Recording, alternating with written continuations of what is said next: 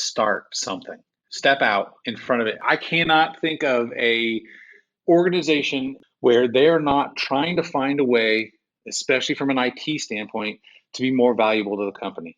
So start something. Go out there and take that risk.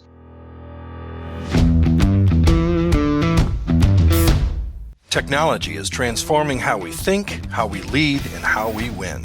From Intervision, this is Status Go, the show helping IT leaders move beyond the status quo, master their craft, and propel their IT vision. Welcome to Status Go. I'm your host, Jeff Tunn. Every parent, or in my case, grandparent of young children, know the song, "Everything is Awesome, Everything is Cool When You're Part of a Team," from the Lego Movie. That is exactly the way our guest today described his goal in an interview earlier this year with Toggle, to make everyone awesome. And yes, you can thank me later for getting that jingle stuck in your head today. Mike Loggins is the IT director for SMC Corporation of America, Canada, and Europe. SMC is a Japanese firm in the business of industrial automation. Mike and his team are making a huge impact at SMC, and I think his story and the change he and his team are bringing to the organization will provide some inspiration and some ideas to all of us today. Mike, welcome to the show. Hey, thanks very much for having me. I'm really excited to be able to talk about and share the journey we've had and what we're doing. And one of the coolest things that I've been able to do over the last couple of months is start sharing that. So I'm really happy to be here.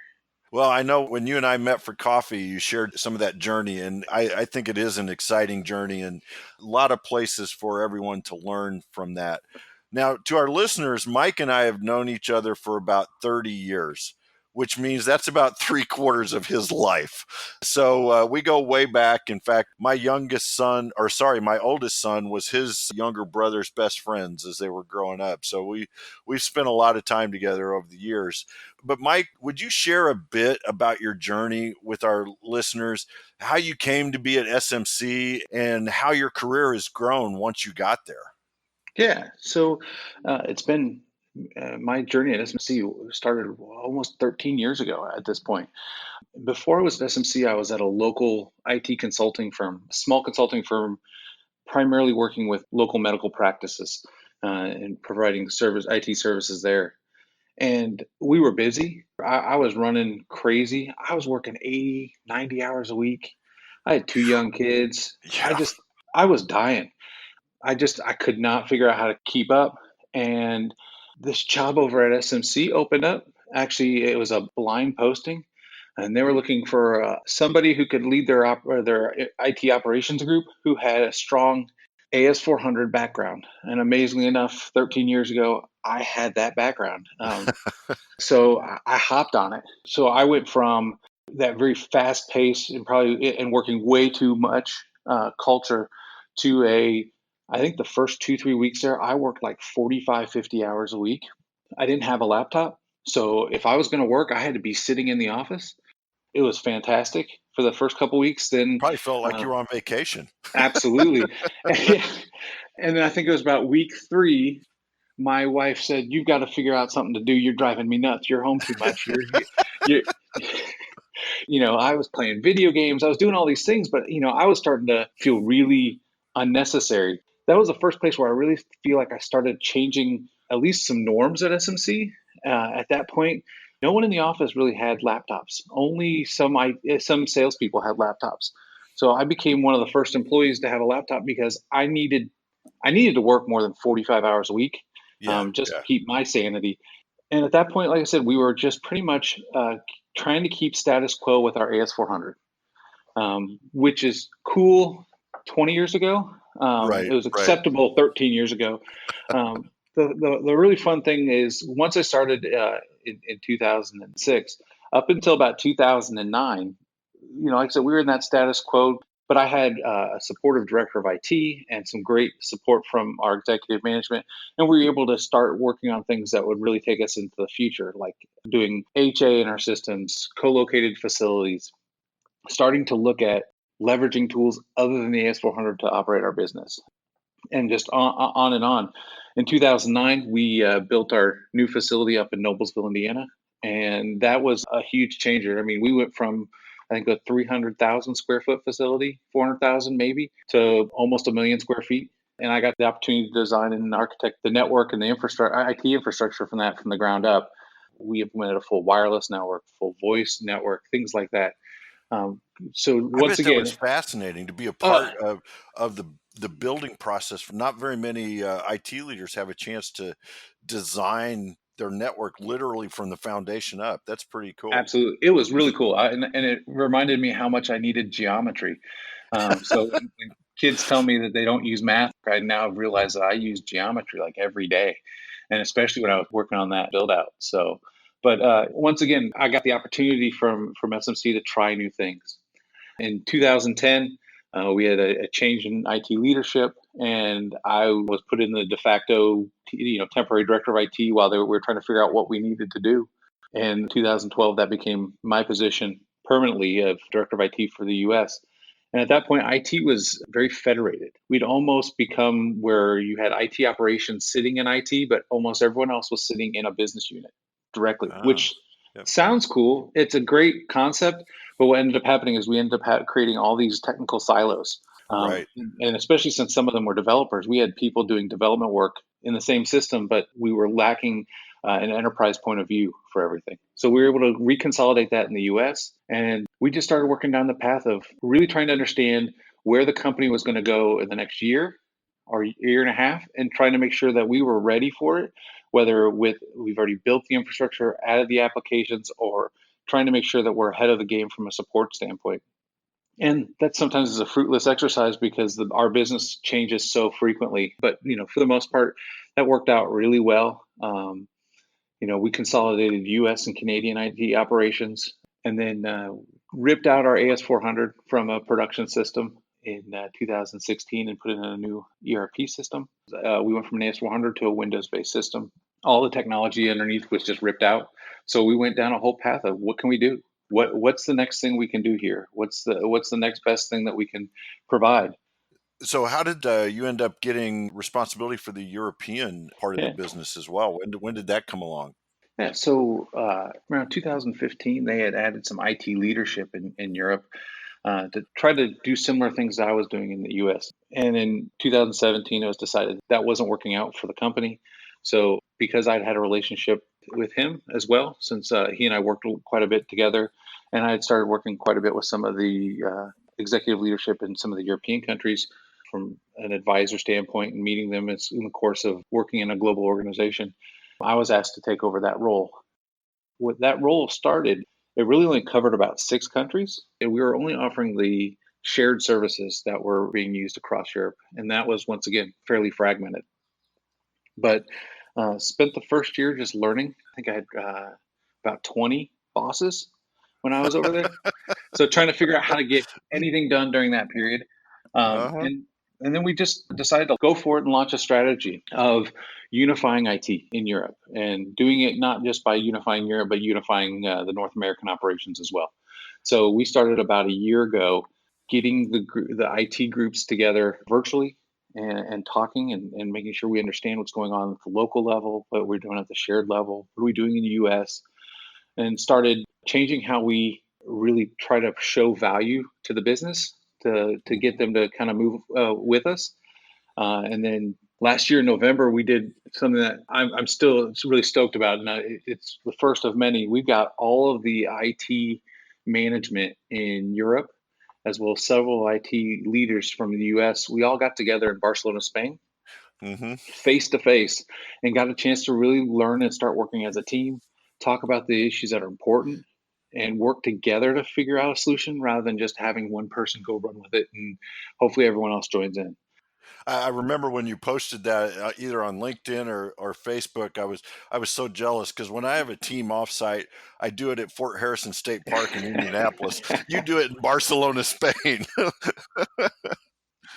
That's such a cool experience. And my team's working right now to plan the one for this fall. Our hope this year is actually to get some of the people that we're starting to work with in the Asia Pac area to come over and start joining with us and really get an understanding of how we can help SMC as a global organization move forward by acting unified globally as an IT department. That's excellent. And I want to talk in a minute about the agile journey you guys are on. But before we do that, I think SMC is an interesting corporation because it's one of those that you don't really hear about, because I think you're predominantly B2B, but many of our listeners may be impacted by products, or some of them who are in manufacturing may actually be using some of your product. You also describe it as Industry 4.0. So, can you take us through Industry 1 through 4 and describe what SMC is doing as a part of Industry 4.0? Yeah, sure. So, and this is, I think, primarily still a European term. So we're in Industry 4.0, or the fourth industrial revolution. And the first industrial revolution was at the end of the 18th century. And really, that was just the ability to have machines. Usually, they were like steam or powered by being on a stream or something like that. But the first time you were able to have like mechanical systems. Then you had the second industrial revolution happened very beginning of the 20th century, late 19th century, really when the use and the ability to leverage electricity Hmm. was available. And that really started the ability to do mass production. Right. You saw that like with Henry Ford, automobile manufacturers. Third industrial revolution was the 70s. That was robots. So being able to take repetitive and linear type tasks away from the need to have humans do it and have robots do it, and using PLCs, programmable logic controllers, to really help make that work. So this fourth industrial revolution is really about what they call cyber physical machines. So, like I Hmm. said, the robots of the third revolution were really doing simple, repetitive tasks for humans. With sensors, artificial intelligence, machine learning, all these other technologies are now part of what the factories are using. Not only are they able to do more complex work, these robots, but then they can also self heal. They can diagnose what needs to happen. They can start making decisions and providing feedback that there's no way we could ever have gotten before. So you can see a level of efficiency that you couldn't see. You can see customizations in places that you couldn't customize easily in the past. So that's this fourth generation of the industry. It's a really cool journey, as you've seen, because it really, what it is every time there's a big leap in technology, it changes the entire way that that industry works. And so this is Yeah. just that Yeah. next one. And it's really cool to see how much of an impact IT has in playing with that. So specifically from an SMC standpoint, the really cool thing about us is because we're not a sensor manufacturer, we're not going to be building robots or things like that. That's not what we are. We are a components manufacturer. So what that means is we're in all that stuff. You Yeah. rip open Yeah. a robot and you'll see our valves, our manifolds, our actuators. You look at the end of that arm on that robot and you'll see our grippers, clamps. It's really cool to see that when you look into like conveyor systems. You see SMC pre-positioning and moving product through those conveyor systems. We're playing in that ecosystem of that cyber physical environment. We're not going to be in some of those other spaces, but we're right there. So that's really cool. So we get to be part of so many different things and so many different cool products. We're part of that manufacturing process. We had a guest on the podcast several episodes ago, Jamie Lee of Wabash National, and he talked about the impact that all those things you just described are having on his business of manufacturing tractor trailers. So, yeah, it's got to be really rewarding to not only see that coming off your own lines, but then the impacts worldwide on all these various companies that are using your equipment to modernize and take their own factories into this industry 4.0 world. That's just got to be very rewarding. Yeah, it's cool. It's probably one of those things that even inside of SMC, we probably don't talk enough about because every time I see something and go someplace and I see an SMC sticker around something, or we watch at home how it's made on the Discovery Channel, and you see something, Yeah. you see us in that show all the time, and it's fantastic. It's such a cool experience to see, and it really is something to really be proud of, working for the company.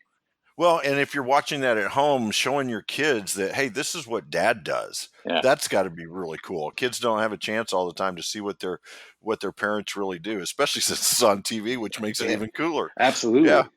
So let's shift gears a little bit. One of the things we talked about when we had coffee was this agile journey that you and your team are on. So talk to us about how you got started and where you are in that journey and where do you see that journey taking you? Yeah. So, as we were trying to do more and more technical things, as the business was trying to advance more and more, we realized that we were order takers. We really didn't get involved enough in conversations, understanding value, how we work with the business. And so we knew that what we were doing was no longer going to work long term. It was just not feasible. So at that point, we did what I think a lot of companies do, which is, hey, we know this new thing out there called Agile. This is what's going to change us. So we started working with a local firm and just started doing some basic training. What is this? What is this really? You can go buy a million Yeah. different tools to do it. So what is it? And then we were like, all right, we're ready to go. And then one of my senior IT leaders said, how do we know we're ready? I mean, we say we're ready, but how do we know we're ready to do this? Because we Great didn't want to, question. And so we had everyone in IT interviewed to see where they are, what they think our strengths are, what they think our weaknesses are, where they think we sit in the business.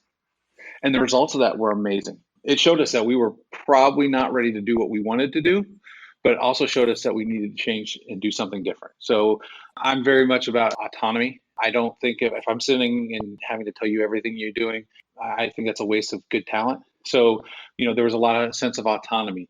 There was a lot of ability for them to do what they needed to do, just in general. They had the ability to learn on their own. But the biggest thing we were missing was communication inside of the department as well as communication with the business, making sure that everyone actually understood what our vision was. And it was at that point we sat down and said, okay, we've got to change this a little bit. So we kind of took the approach of let's not do agile big A. Let's go do little a agile. Let's actually start with some business agility. So a lot of leadership training, a lot of changes, a lot of them were very small changes. I thought I did a really good job communicating with my staff, which I found was not true. Um, so I started every week, every Friday, I sent an email out to the entire team. Hey, here's some cool stuff we did. Here's some birthdays, some things that are happening in the department. Here's some things that are coming up over the next couple of weeks. And, we started having some of the other managers. Here's what's happening in my group and really started trying to figure out as a team how we work together. And then we started working a little bit with the business. Obviously, we are the only group in the business that has formally called what we're doing a transformation. So we didn't want to upset the entire organization when we're still trying to figure out what's going on. We talked about it a little bit, but we didn't go into heavy training. Beginning of October last year, we held our first what's called an open space technology session. So we invited all of IT and several people in the business to a room, and it's all led by the attendees. There's no agenda, there's no set topics. The people in the room decide what they need to talk about, what are the issues that concern them, what are they passionate about. And we spend a whole day doing like 15, Interesting. 20 different sessions. And out of that, we created 3 really cool projects. And only one had anything to do really with IT, which was the best thing. We Yeah. started a very deliberate engagement with our sales division. Our sales division is about half of our company, and they're not in our office. We knew onboarding at SMC needed some assistance, especially in the IT area, as far as how we bring people into our systems, but just in general. And then we started a security-based experiment around privileged access. We started those, kicked those off with the business, started a group we call it our guiding coalition to help communicate and work through those and start really spreading a business agility mindset throughout the business. We've just finished our third in May of these same open space groups. So we do them on a quarterly basis. And every time we're doing them, we're seeing more and more and the business showing up. So we're getting senior level executives, engineers, people in sales, people who have necessarily no direct ties into IT, sitting down with IT and getting an understanding of what we're passionate about and what we think is important, but we're also getting a really great glimpse into the business. They're leading sessions. They're talking about what they need, things that are important to them. So fantastic intercompany communication and really getting some collaborative steam going at SMC. That's great that you guys started an agile journey because of trying to make some changes in the IT department. And it's now bleeding out into the organization and making some huge organizational impacts. That's a great story, Mike. Yeah, and the cool thing is, as we've done it, we've found that a lot of these other departments were already trying to do this as well. It's trying to figure out how to bridge gaps across departments and divisions and do that. It was kind of everyone was trying to work for what they thought was the same goal, but in multiple, divisional In silos. silos. Yeah. Yeah. And we deliberately said, no, that's not how we're going to work anymore in IT. What we found within about a month and a half of us doing that first open space, we started hearing about and seeing a ton of that collaboration happening throughout the Yeah. company, which is really cool. So where do you see this going? What does it look like 2 years from now? Well, selfishly, from an IT perspective, our goal is to be delivering value to the business in a much more meaningful way. And we know that doing that not only makes our business, our revenue goals and our market share goals more attainable, it makes us more profitable because we'll be able to control costs. We won't be doing things that aren't important to the business. The goal ultimately is change the culture, flatten that organizational chart, at least from an operational standpoint, day-to-day standpoint, and make sure that the people who need to do work and the people who have the knowledge and the passion to do work are doing the work that they're knowledgeable and passionate about, Out. Yeah. and limit the need for bosses and really make sure that those people who are leading are leaders. So that's a great segue. It's almost like you knew what the next question was. So one of the things that really struck me when we sat down and talked several weeks ago, Mike, is this leadership that you've shown since joining SMC and how that's grown your career. So how would you describe your leadership style? Like I said, definitely I'm one for autonomy. My leadership style at this point, it's still evolving. I think as a leader, you really never stop growing in that ability because you always find a new way to empower and really make the people that you work with more successful. I like at this point sharing my vision, providing any expertise that I can. I still have a little bit of technical chops left.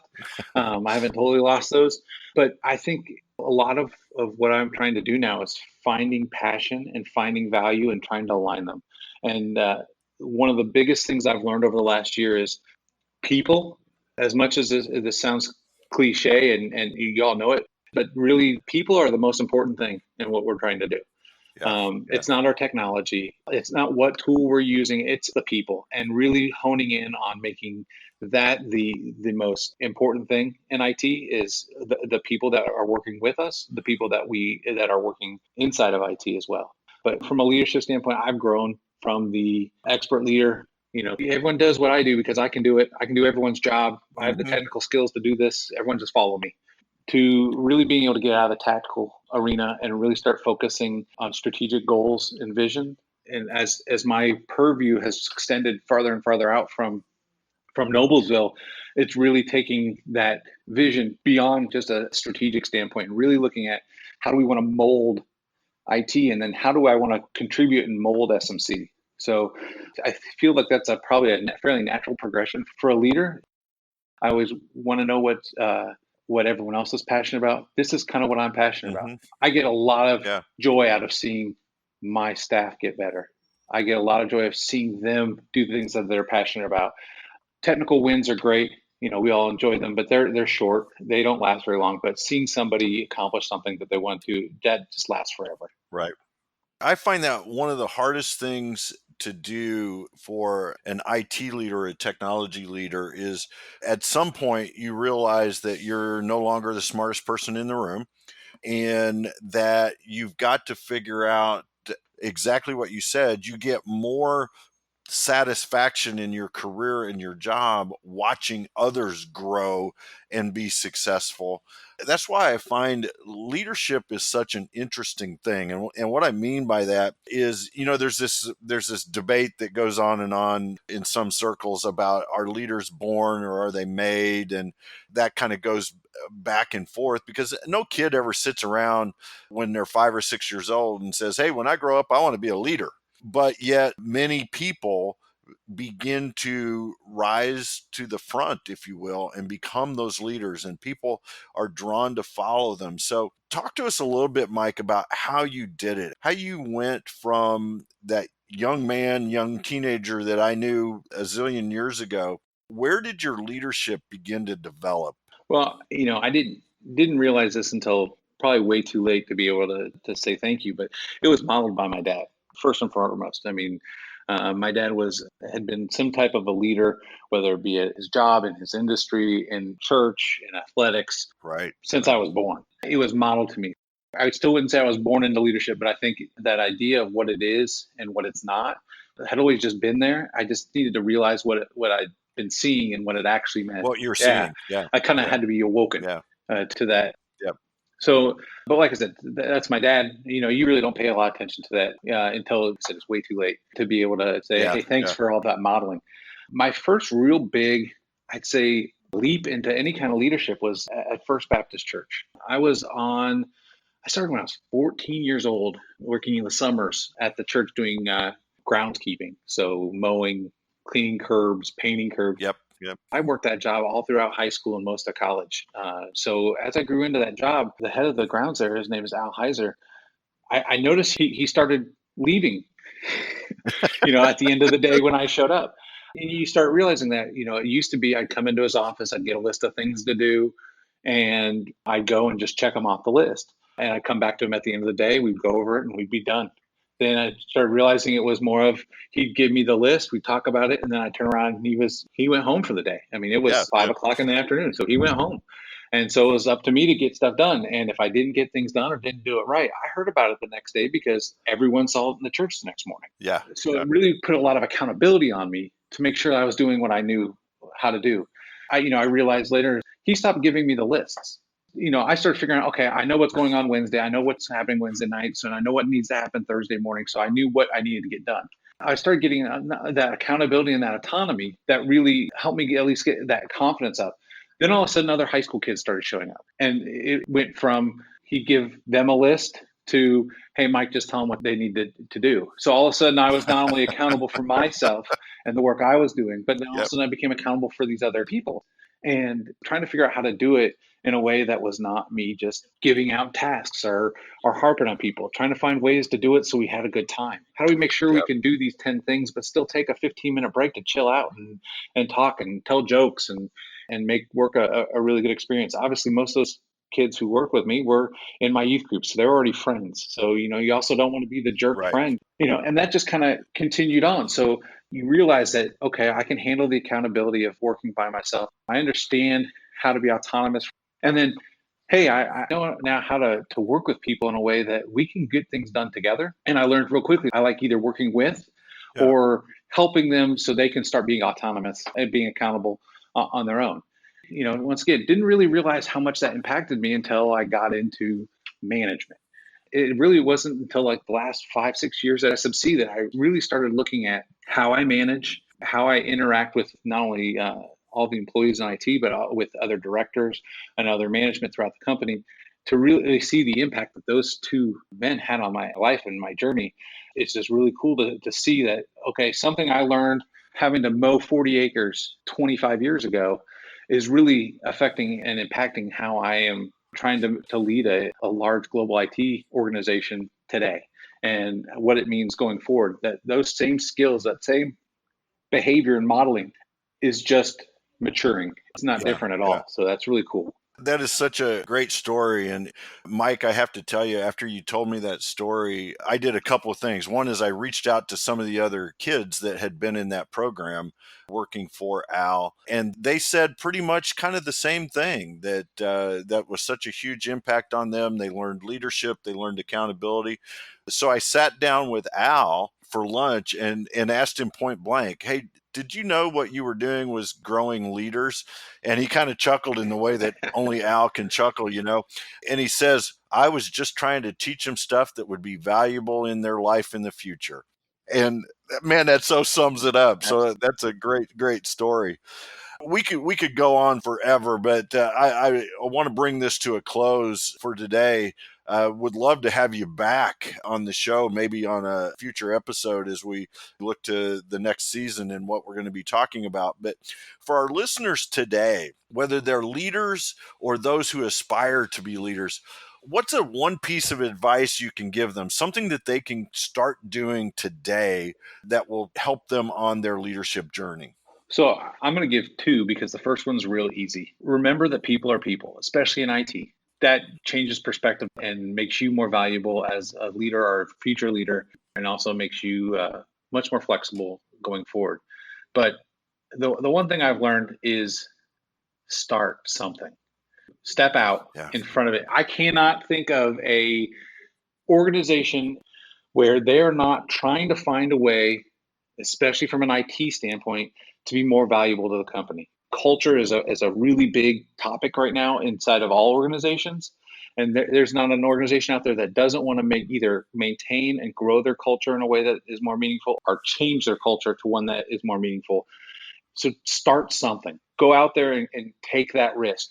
Have that courage to start something. Mike, that is fantastic advice. I really appreciate jumping on the call today. I know you're going in a million different directions all the time, and I really appreciate you taking time out to Love talk to. with us. And like I said, would love to have you back on a future show as we build out season 2.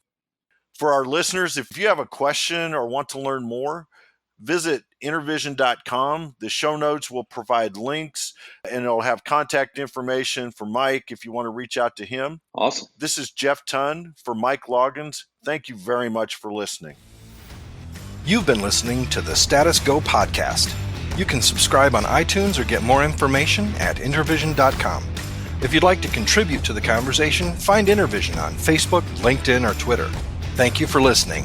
Until next time.